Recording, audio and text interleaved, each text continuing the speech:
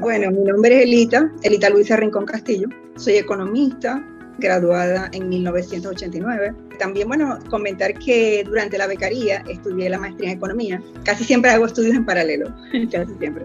Y todo el tiempo estoy estudiando y estoy tratando de avanzar y aprenderme cosas nuevas. Cuando Enoch me habló de esta conferencia sobre el mercado laboral en ciudades con industria de hidrocarburos, pensé que sería interesante hacer un recorrido por los estudios del trabajo desde la perspectiva económica, y por eso titulé el estudio del trabajo desde la perspectiva económica, pensando que puede ser una herramienta para hacer un estudio de mercado laboral en industrias de hidrocarburos. Entonces, primero vamos a ver una breve introducción, posteriormente qué es el trabajo, a qué nos estamos refiriendo, noción de trabajo, la disciplina de la economía laboral, que es una disciplina dentro de la ciencia económica, qué es el mercado laboral, los distintos enfoques teóricos de la economía laboral tradicionales y recientes, y algunos problemas y tendencias del mercado laboral en América Latina, para concluir un poco qué hacer con estos estudios en las industrias de hidrocarburos. Bueno, primero es importante señalar que el trabajo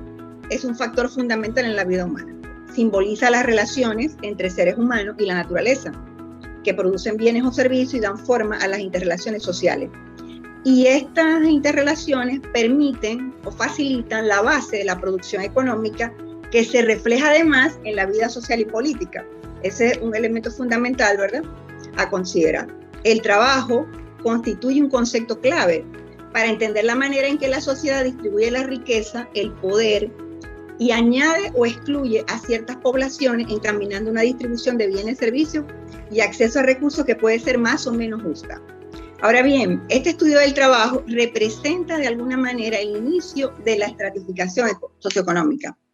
¿Por qué decimos la estratificación socioeconómica? Porque a partir de ese estudio podemos analizar los patrones de consumo, los estilos de vida y el comportamiento de la población.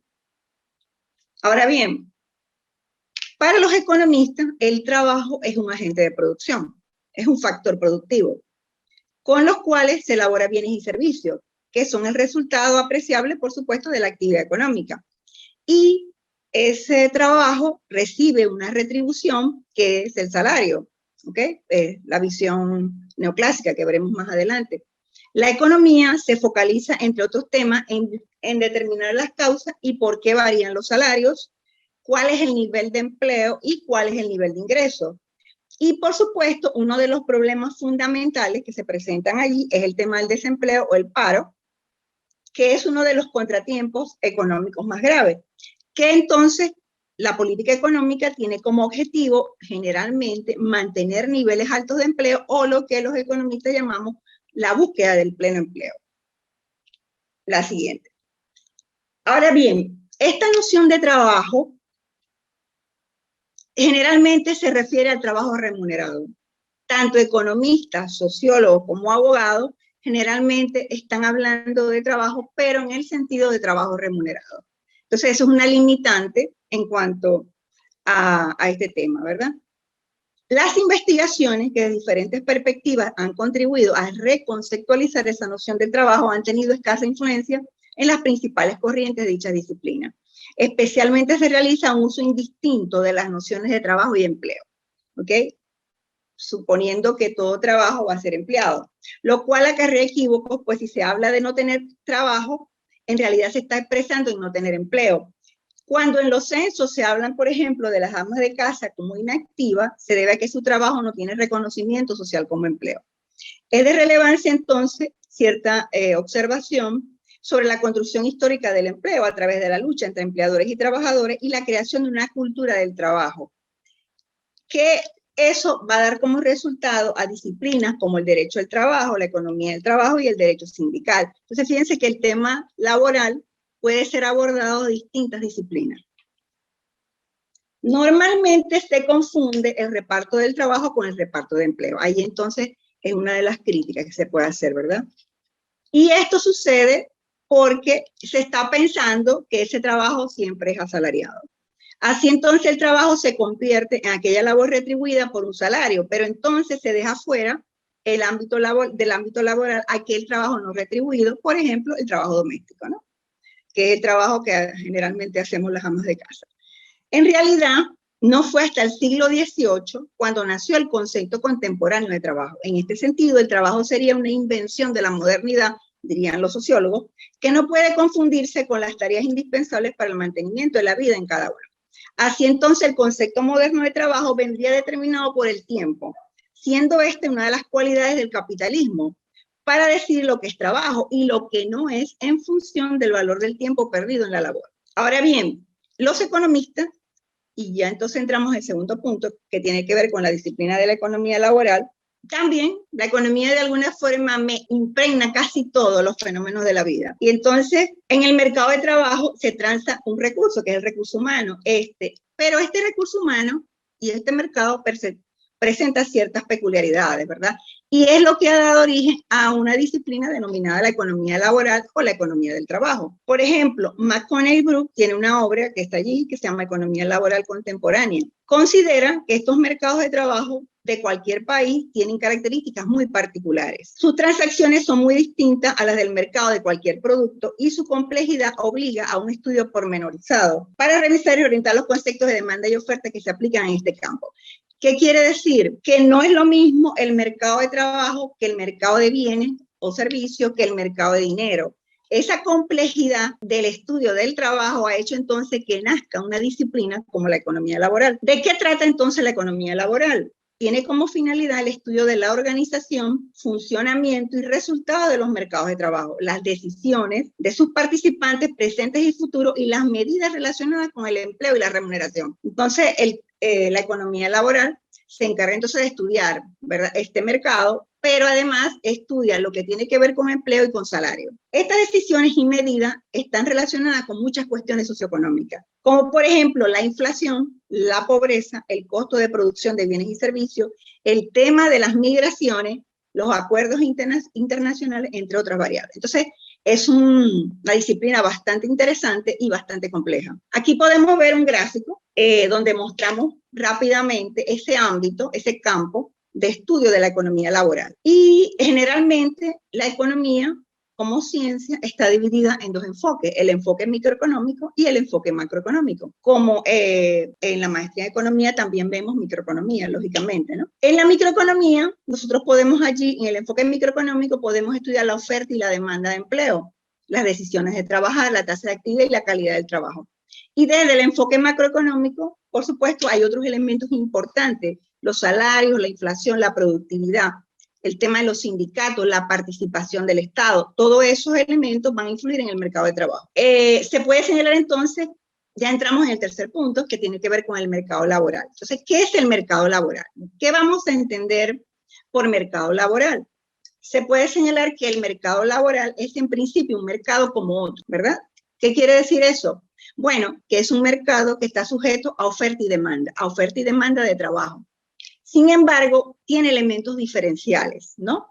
Porque el mercado de trabajo no se comporta como un mercado de bienes y servicios común y corriente. Por ejemplo, cuando suben los salarios, no siempre aumenta la cantidad ofrecida, porque las personas pueden disminuir su cantidad ofertada porque prefieren dedicarse al ocio, ¿ok?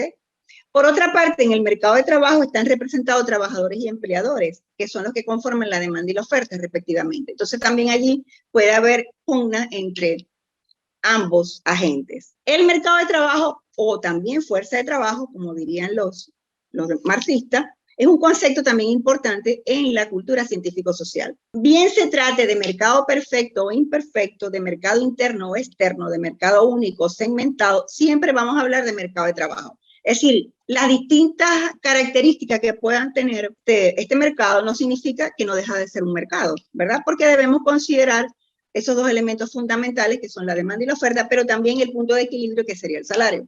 El mercado laboral generalmente está sectorizado, es decir, que si yo voy a hacer un estudio de mercado de trabajo, tengo que saber a qué sector me estoy refiriendo, a qué profesiones, cuál es la calificación de ese sector y cuál es la ubicación geográfica. Es decir, que tenemos que tener esos elementos importantes determinados para poder entonces hacer estudios de mercado laboral. El mercado laboral se caracteriza por una falta de transparencia de la oferta y la demanda. Es decir, no hay esa adecuación entre oferta y demanda como tal, como piensan los que piensan como si fuera una economía perfecta. ¿Por qué? Porque existen lo que se llama contratos de trabajo, que generalmente son incompletos y la movilidad de los trabajadores es ilimitada.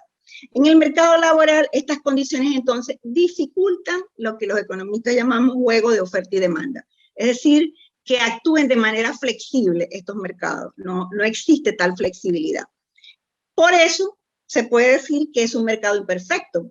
Y ante estas imperfecciones específicas del mercado laboral, medidas institucionales a favor del trabajo remunerado, como la Agencia Pública de Empleo, que es la entidad encargada de fomentar el empleo, pueden ser interpretadas por la teoría económica como una posibilidad de incrementar el bienestar general. Sigamos entonces conceptualizando el tema del mercado laboral. Para unos autores, pues se trata del mercado de trabajo, pero para otros puede ser mercado de mano de obra, mercado de fuerza de trabajo, mercado laboral, para todos es un mercado. Hay distintas formas de denominarlo. A partir de autores como Adam Smith, que algunos lo consideran el padre de la economía, a Karl Marx, por ejemplo, pasando por David Ricardo, todos ellos de la economía clásica y marxista, por Gary Becker, quien fuera premio Nobel de Economía por su teoría del capital humano, a David Gordon, Richard Edwards, a Michael Rey, que fue ministro de Trabajo en Gran Bretaña, pasando por Michael Fiore, todos ellos, a pesar de las distintas corrientes en las que puedan estar ubicados, ¿verdad? En última instancia, van a hablar del mercado de trabajo. ¿Okay? Eso también es interesante, ¿no? Que a pesar de tener distintas tendencias en las escuelas de pensamiento económico, todos van a plantear el tema desde la perspectiva del mercado. El mercado de trabajo, se dice, se encuentra mediatizado por muchas interferencias, que generalmente esas interferencias son llamadas instituciones. Para los economistas, con cierta sorpresa de los sociólogos, toda interferencia es una institución. De ahí que casi siempre se matiza el concepto de mercado añadiendo alguna coletilla. Traigo un ejemplo que los premios Nobel de Economía del 2021, David Carr de Canadá, Joshua Amgris de Israel, nacionalidad de Estados Unidos, y Guido Imbes de Holanda, nacionalidad de Estados Unidos, ellos ganaron el premio Nobel de Economía en el 2021 precisamente por los aportes al estudio del mercado de trabajo. Uno de los problemas clásicos de la economía moderna es la diferencia del poder de negociación entre oferta y demanda de trabajo. El principal argumento a favor de la representación colectiva de los trabajadores a través de los sindicatos es que sin una representación de este tipo podría darse la posibilidad de un desequilibrio de poder entre el trabajador y el empleador. Este es uno de un elemento institucional a considerar que tiene que ver con los sindicatos. Con estos elementos se quiere garantizar la equidad y la justicia social en un sistema de mercado donde se trata de evitar en forma general el predominio de una de las partes. Entonces, el poder de negociación que se pueda establecer entre la oferta y la demanda de trabajo también es un elemento fundamental a considerar en los estudios laborales. Ahora bien, el tema central de esta presentación son los diversos enfoques teóricos de la economía laboral, para la cual existen varias obras dedicadas a este tema. Desde la economía, el análisis de la producción social y particularmente el estudio del mercado laboral ha sido abordado de diferentes posiciones teóricas. No obstante, es innegable el predominio de la teoría neoclásica. Ya vamos a ver, digamos, la economía neoclásica es lo que llamamos en economía la corriente principal o la corriente dominante. Estas teorías desarrolladas en el campo de la economía tienen una capacidad limitada en su argumentación. Por ejemplo, muchas veces no consideran el papel de la mujer en el mercado laboral. Es decir, el tema de género es una debilidad. Y al abordar el estudio de este mercado con categorías económicas generales, no ha sido planteado un análisis para introducir el debate de las relaciones de género que están involucradas en la producción. A partir de la teoría económica, el estudio de la participación laboral de la mujer se realiza en el marco del mercado de trabajo masculino. Entonces, es una debilidad, no hay esa diferenciación en términos de género. Bueno, veremos entonces en primer lugar dentro de los enfoques tradicionales y posteriormente los enfoques más recientes. El mercado de trabajo desde la perspectiva microeconómica neoclásica. En la economía neoclásica, los resultados macroeconómicos son simplemente el producto de agregación de comportamientos microeconómicos, es decir, la sumatoria del comportamiento de los agentes individuales daría el comportamiento agregado. La teoría neoclásica considera que el mercado laboral es un mercado más. Es un mercado similar a cualquier mercado, como de bienes y servicios o mercado de dinero. Entonces, ahí no hay diferenciación entre los distintos mercados. Para ellos, para los estudiosos desde el ala de neoclásica, pues los mercados son iguales. Por ello, los elementos fundamentales para el análisis de este mercado laboral serían la oferta de trabajo, la demanda y su precio, y en este caso serían los salarios o costes laborales. El trabajo se considera un factor de producción, al igual que otros, como la tierra y el capital. La demanda de trabajo estará básicamente constituida por las empresas que quieren utilizarlo para la producción, y la oferta, por supuesto, estará determinada por el trabajo y de quien desea venderlo a cambio de dinero para adquirir bienes y servicios. El objeto fundamental de este análisis de la teoría neoclásica son las condiciones de equilibrio, es decir, cómo lograr un salario de equilibrio entre oferta y demanda. Así, los niveles de empleo y salario de equilibrio vienen determinados por la interrelación entre la oferta y la demanda. Para esta corriente, los desequilibrios que se puedan presentar entre oferta y demanda son desequilibrios temporales, ¿ok?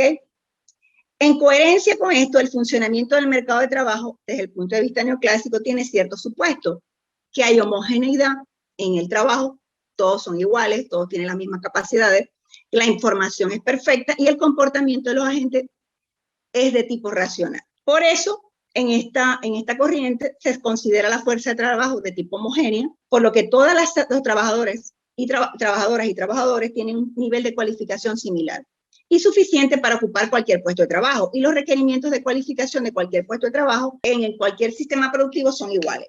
Existe información perfecta, como dijimos en el punto anterior, sobre estas condiciones del mercado, y hay un coste de movilidad y la búsqueda de empleo es nulo. Y también supone que cada empresa y trabajador actúan individualmente como agentes que sopesan los costes y beneficios de cada decisión. ¿Por qué?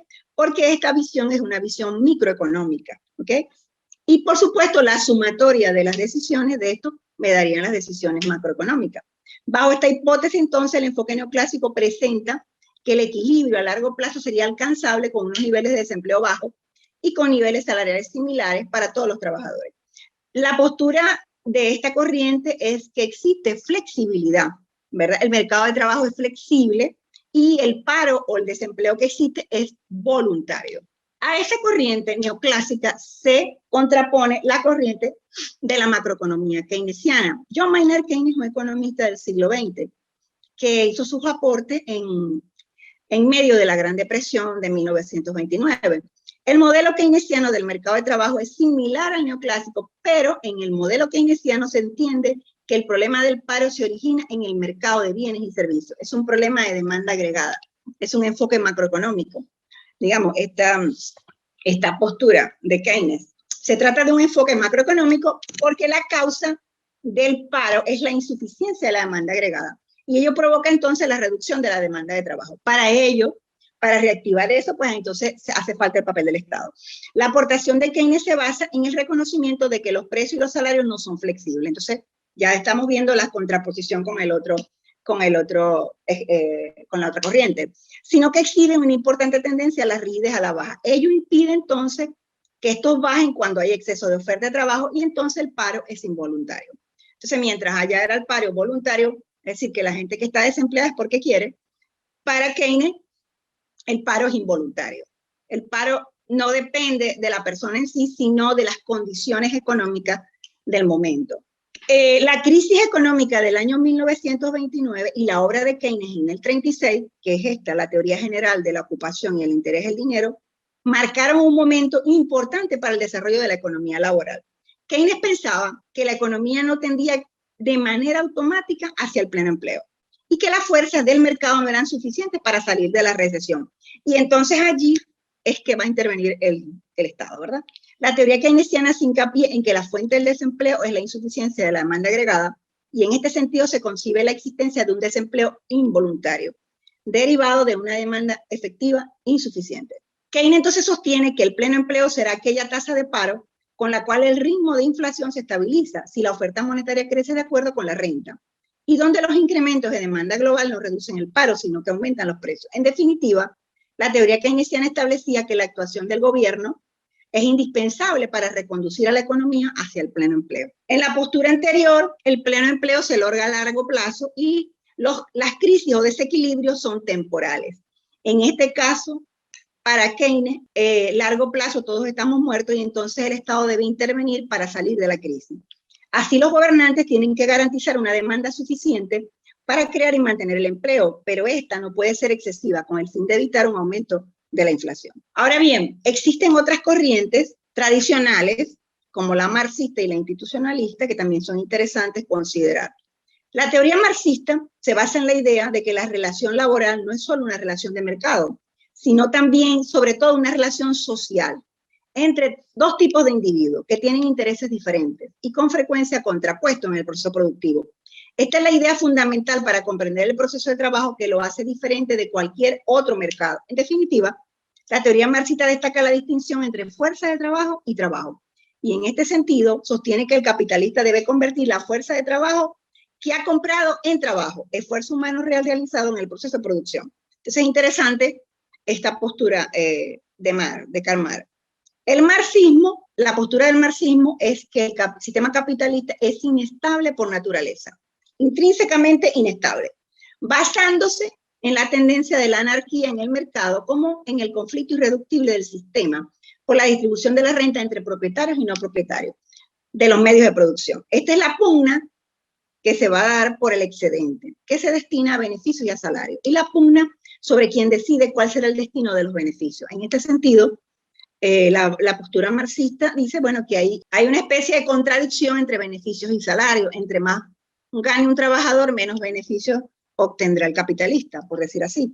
El enfoque marxista rechaza el término de mercado de trabajo porque la relación laboral no es una relación mercantil, sino que es una relación social, desigual y conflictiva, marcada por las diferencias de poder sobre el control y la distribución del excedente. El nivel salarial entonces depende de esa pugna, de esa fuerza entre empresarios y trabajadores. Y tenemos entonces, dentro de los enfoques también teóricos tradicionales, en la perspectiva institucionalista, también muy interesante, ¿verdad? Como complemento a las anteriores escuelas o digamos tradiciones.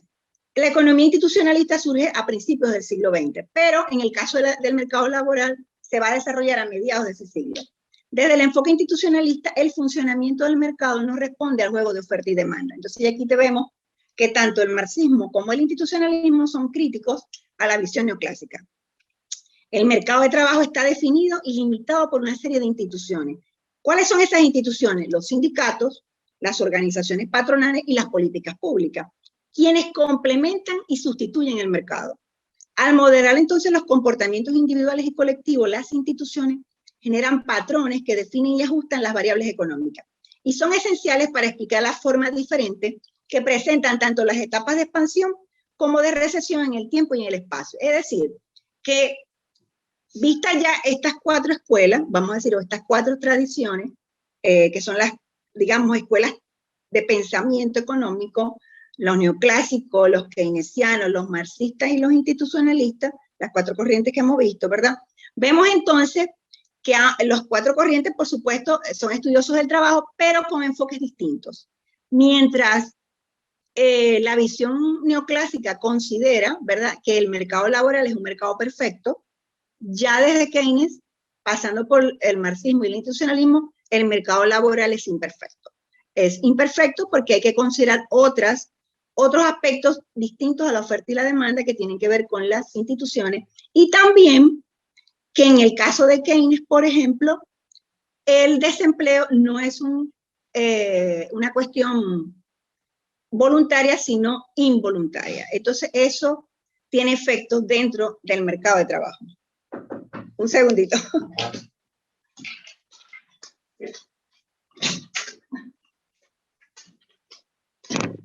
Perdón. Ajá. Ok. La teoría institucionalista se fundamenta en la importancia de las instituciones como principal determinante de los procesos que regulan el mercado de trabajo. Sus instrumentos analíticos han sido la observación directa del funcionamiento del mercado de trabajo, descuidando el aparato teórico que caracteriza la teoría del capital humano. El mercado de trabajo viene determinado por la configuración de las instituciones que inciden en él, tales como la negociación colectiva, el seguro de desempleo, el salario mínimo, la normativa laboral como contratación, el desarrollo de la actividad laboral y las condiciones de despido, entre otros. El enfoque institucionalista rebate entonces ese supuesto individualista del enfoque neoclásico y considera que el mercado de trabajo no es homogéneo, ni es un mercado competitivo ni único. Dentro de él, entonces, existen diversos submercados, entre los cuales no hay competencia. Durante la posguerra, el institucionalismo se refugió, por así decirlo, en un campo relativamente reducido de las relaciones de trabajo, con autores como John Dunlop, entre otros. Sin embargo, la tendencia por el problema más general de la estructuración del mercado de trabajo por parte de las instituciones que lo fundan más allá de los sindicatos sigue siendo importante e incluso desembocó en trabajos clave como los de Clark Kerr, Lester Turo, Peter Doering y Michael Fiore en 1971. Las fuerzas del mercado están suplantadas por reglas que deciden el proceso de determinación de los salarios y del empleo, reglas que las empresas establecen como parte de las políticas del personal, derivadas de la relación entre sindicatos, organizaciones patronales y gobiernos. Este entramado institucional establece quién puede competir por los puestos de trabajo, determina las condiciones laborales, así como los niveles salariales y su estructura. Ahora bien, después de haber visto estas cuatro corrientes sobre el mercado laboral, pero desde perspectivas tradicionales, existen otros enfoques teóricos más recientes que comentaremos a continuación. Uno de ellos es el mercado de trabajo interno y externo. La teoría de los trabajadores internos y externos, insider o outsider, distingue entre trabajadores con empleo y trabajadores desempleados, los cuales poseen cierta experiencia útil, que en este caso son los empleados, para la empresa y por la que se sienten en cierta medida protegidos en sus puestos de trabajo. Y los trabajadores que carecen de esta protección o simplemente se encuentran desempleados. Estas características hacen que las empresas no tengan incentivos a la hora de contratar a trabajadores externos, dispuestos a trabajar a un salario menor que los internos, de tal manera que eso de alguna forma contradice la perspectiva de los neoclásicos, ¿verdad? La teoría de los mercados internos y externos de trabajo se enmarca en el ámbito del estudio del marco institucional. De alguna manera, entonces, es heredera del institucionalismo que vimos anteriormente. Esta teoría se centra en la relación de personas dentro y fuera de la empresa y la asigna entendida como unidad administrativa, la empresa, dentro de la cual el precio y la asignación de trabajo son regidas por un conjunto de normas y procedimientos administrativos. Estas normas confieren ciertos derechos y privilegios a la población laboral interna, que no tienen los trabajadores del mercado externo de trabajo. Otra corriente reciente es el que tiene que ver con la segmentación y el dualismo en el mercado de trabajo. La teoría del dualismo y la segmentación de los mercados de trabajo se presenta como una prolongación también del mercado de trabajo institucional. Para esta corriente, los factores que provocan esta segmentación pueden ser los cambios técnicos, la complejidad de la tecnología, que requiere contar con mano de obra cualificada y estable, y la necesidad de formación para adaptarse al cambio. También influyen los procesos de integración económica y los de globalización de los mercados, que generan incertidumbre y variabilidad de la demanda de productos en las economías modernas. Y también, por supuesto, otro elemento fundamental es las relaciones de poder. La fragmentación constituye una estrategia del capital para dividir y así vencer a la clase trabajadora.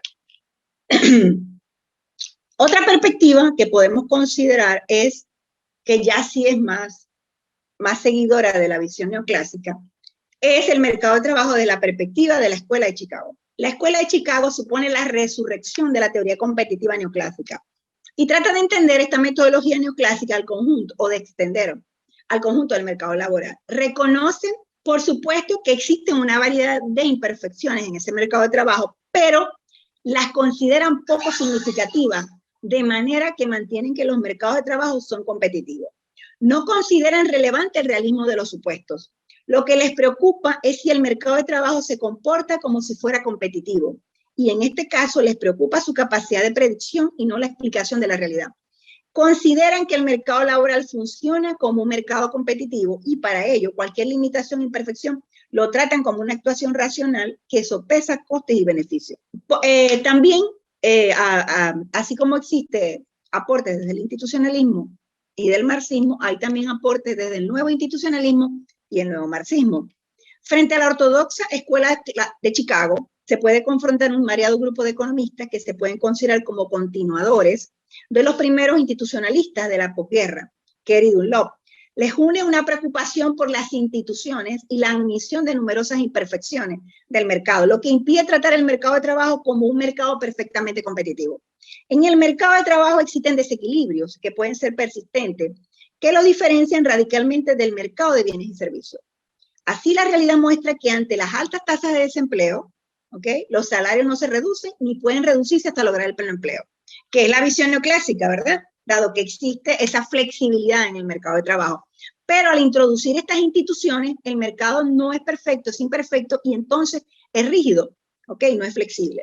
Ahora bien, asimismo, la realidad muestra la persistencia de las diferencias salariales y esas diferencias salariales están dadas muchas veces por la formación de los trabajadores. El nuevo institucionalismo parte de la premisa de que el trabajo no es una mercancía y que es clave la dimensión humana del trabajo, su dimensión psicosocial. Entonces, por supuesto, se introducen elementos distintos, no totalmente económicos. El mercado de trabajo desde la perspectiva del nuevo marxismo. Entonces, fíjense que también hay continuadores de la tradición marxista dentro de los estudiosos del mercado laboral.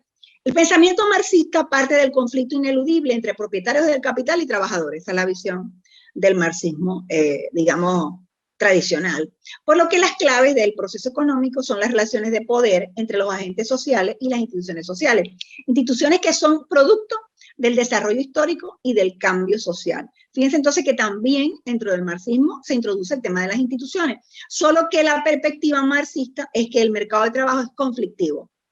En este marco, la empresa se presenta como una estructura jerárquica dominada por los propietarios de los medios de producción que utilizan su poder para incrementar la productividad de los trabajadores y aumentar su beneficio, por supuesto, muchas veces en detrimento de los salarios. Se diferencia entre el trabajo real y potencial y para incrementar la productividad se emplea la amenaza de despido y el control entre los trabajadores y las trabajadoras. El desempleo se convierte en un instrumento de gestión del trabajo, de forma que se aumenta el desempleo para reducir los salarios. También aquí se introduce el tema de la segmentación laboral, que cumple el rol de dividir la fuerza de trabajo para reducir las presiones al alza de los salarios de los trabajadores y las trabajadoras. Ahora bien, ¿qué se trae aparte de exponer un poco la teoría del mercado de trabajo y las distintas corrientes del pensamiento económico sobre el mercado laboral?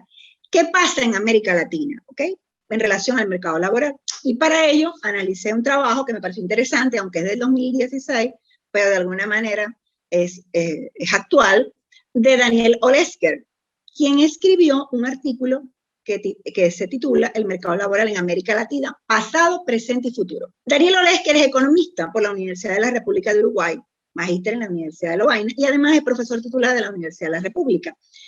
Y tiene a su cargo las cátedras de Economía del Uruguay y de la Economía Laboral. Y fue ministro de la Salud Pública y del Desarrollo Social en ese país, ¿verdad? ¿Qué dice este autor? En un resumen breve del artículo. América Latina vivió varias décadas de grave deterioro de las condiciones de salario y empleo que se revirtió parcialmente a partir del 2000. No obstante, los avances de la llamada década ganada se enfrentaron a la ausencia de transformaciones en la base productiva de los países de la región. Esto tiene que ver un poco con el objeto de estudio de las industrias de hidrocarburos. Pese al cambio del ciclo económico, sobre todo la baja de los precios internacionales de las materias primas, queda margen para la defensa de los intereses de los trabajadores si existe voluntad política. No obstante, los retrocesos parecen una amenaza, tanto en los países donde pasó a gobernar la derecha, como donde lo sigue haciendo la izquierda. Esto es interesante porque en este párrafo introduce el tema político, ¿verdad?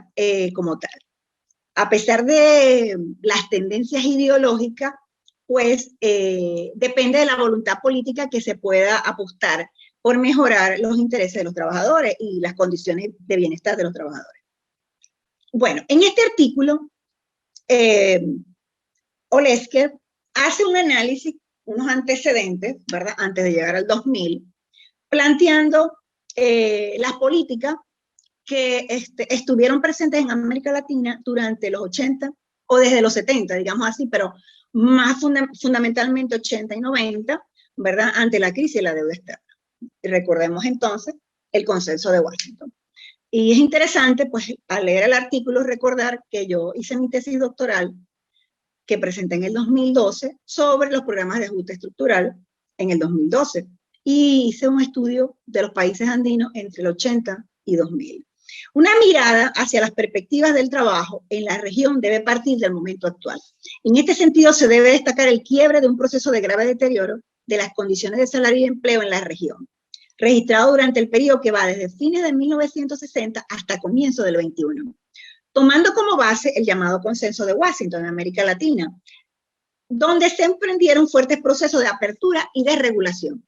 Y esto es importante para el mercado de trabajo, porque durante este proceso de apertura y de regulación se generó lo que se llaman las reformas laborales, que también fueron introducidas en las industrias de hidrocarburos, ¿verdad? Que debilitaron las lógicas nacionales que habían imperado hasta entonces. Las reformas económicas que se iniciaron en la década de los 70, generalmente bajo dictaduras militares, y que se consolidaron en los años 90, tuvieron como eje principal la apertura externa y la liberación de los mercados internos. Y así se redujo al mínimo la intervención del Estado y se puso el acento en la mercantilización de los bienes sociales, le hace educación, salud, etc. La apertura y desregulación de las condiciones de ingreso de la inversión extranjera directa y de los flujos financieros y la privatización de las empresas públicas. Y en particular, para el caso del mercado laboral, esta política se materializó en la flexibilización y desregulación de las condiciones de trabajo y generó una fuerte desprotección de la clase trabajadora. Entonces, fíjense que aquí introducimos conceptos que ya veníamos viendo en las distintas escuelas de pensamiento económico. El tema de la flexibilidad o no del mercado de trabajo, el tema de la regulación o no del mercado de trabajo. Ese es un tema, va a ser constante en cualquier estudio del mercado laboral.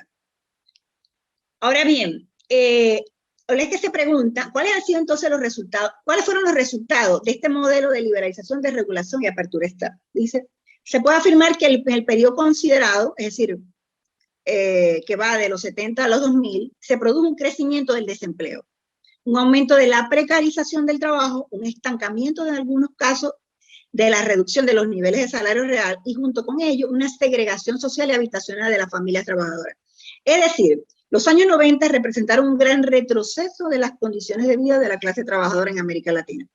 Es importante subrayar que en la misma década América Latina vivió procesos de crecimiento de su Producto Interno Bruto. Es decir, a pesar de que la economía estaba creciendo, eso no impactaba por igual al mercado de trabajo. Es decir, el crecimiento económico no es sinónimo de mejora de salario, ni de la cantidad y calidad del empleo. Es tan solo una condición para que ello suceda. En términos matemáticos, señala el autor, es condición necesaria, pero no suficiente. Es decir, el crecimiento de la economía no necesariamente se traduce en mejoras laborales. Para el autor dice, transformar ese crecimiento económico en un crecimiento incluyente y distributivo, o en un crecimiento inclusivo, como diría la Comisión, como diría la CEPAL, por oposición a excluyente y concentrador, se requiere de políticas específicas, y entonces allí está el papel del Estado. La transformación de ese crecimiento económico en mejoras para la clase trabajadora depende de la voluntad política de los hacedores de políticas públicas y de la lucha organizada de los propios trabajadores. Entonces, esto también es interesante, ¿verdad?, para entender un poco cómo es que funcionan los mercados laborales. Luego, el autor hace un análisis entre el 2000 y 2014. Doctora Elita, ya, bueno. solo le comento que tenemos alrededor de 5 minutos para ir cerrando. Ok, bueno, sí, ya estoy terminando. Él luego hace un análisis de 2000-2014. A partir de esta profunda crisis, de este modelo liberal aperturista, se van a dar transformaciones políticas en América Latina. Van a aparecer luchas sociales y sindicales, se van a dar cambios políticos de manera importante en la clase trabajadora y los cambios van a tener un impacto tanto cuantitativo como cualitativo en los mercados de trabajo. Va a crecer el nivel de empleo, va a mejorar la calidad de empleo, va a mejorar el acceso de trabajadores a los bienes sociales y va a haber un crecimiento del salario real medio y un aumento importante de los salarios mínimos. Ahora bien, el autor se pregunta, pero ¿cuáles son esas causas de los cambios? Bueno, los cambios se produjeron en la superestructura, y introduce un concepto marxista, ¿verdad?, en las políticas, pero no en la base económica. América Latina siguió siendo una economía dependiente de la base primaria, de las industrias, de la economía primaria. ¿Ok? Y se dieron una serie de negociaciones a nivel estructural e institucional, o superestructural, digamos así, en cuanto a distintas, que tienen que ver con la negociación de las condiciones salariales, las reformas universales, etc. Y dice, para Lesker, las condiciones de la superestructura, en este caso las políticas públicas y el desarrollo de la lucha de los trabajadores, son los elementos que transformaron este crecimiento económico en un crecimiento económico más distributivo e inclusivo. Pero no se desarrollaron transformaciones en la matriz productiva de la región. Ello significó seguir dependiendo de una estructura primaria y concentrada de exportaciones, que el valor agregado producido y exportado siga siendo bajo y que los bienes de mayor valor agregado y de mayor contenido tecnológico discontinúen dependiendo de las importaciones. Por lo tanto, tenemos una estructura económica dependiente de las economías centrales. Allí, por supuesto, está haciendo un análisis desde la visión estructuralista, cepalina. Persisten entonces problemas en el mercado laboral. ¿Cuáles son? Existen trabajadores y trabajadoras que sobreviven con niveles salariales bajos, ¿verdad? A pesar de que ha descendido, sin embargo, hay altas tasas de informalidad y precariedad laboral. Se mantienen brechas salariales, la tasa de desempleo es superior en los jóvenes, y a pesar del aumento del nivel educativo medio de los trabajadores, la participación de esto a nivel más alto de educación formal, terciaria y superior, es baja. Conclusiones del trabajo. Dice, el mercado laboral afecta de manera significativa a la vida de las personas. La situación ocupacional y los ingresos laborales son los principales determinantes del bienestar de los hogares. Esto explica entonces el lugar central que va a ocupar el estudio del trabajo, tanto en los ciudadanos como en las políticas públicas. Entonces no es de extrañar, por lo tanto, que distintas disposiciones legales, entre ellos la Constitución, incluyan normas con el fin de garantizar el ejercicio del trabajo y su promoción, así como evitar condiciones inadecuadas en su ejercicio. El funcionamiento de este mercado y especialmente la comprensión de los factores que determinan el empleo y los salarios definen entonces uno de los campos especializados en la economía, que es la economía laboral. Y en particular, ya para cerrar, quiero decir cuáles serían los elementos importantes a considerar para hacer estudios de industria de hidrocarburos. Entonces, en particular, para el estudio del mercado laboral de industria de se podrían considerar algunos de estos elementos. ¿Cómo ha evolucionado ese mercado laboral desde lo artesanal hasta lo tecnológico? Entonces, es interesante ver ese estudio. ¿Cuál es la especialización de ese mercado laboral tomando en cuenta, bien sea si es aguas arriba o aguas abajo? La perspectiva organizacional y empresarial de esta actividad económica de la industria de hidrocarburos y el desarrollo de la carrera de los distintos profesionales y personal de esta industria. Bueno, muchas gracias.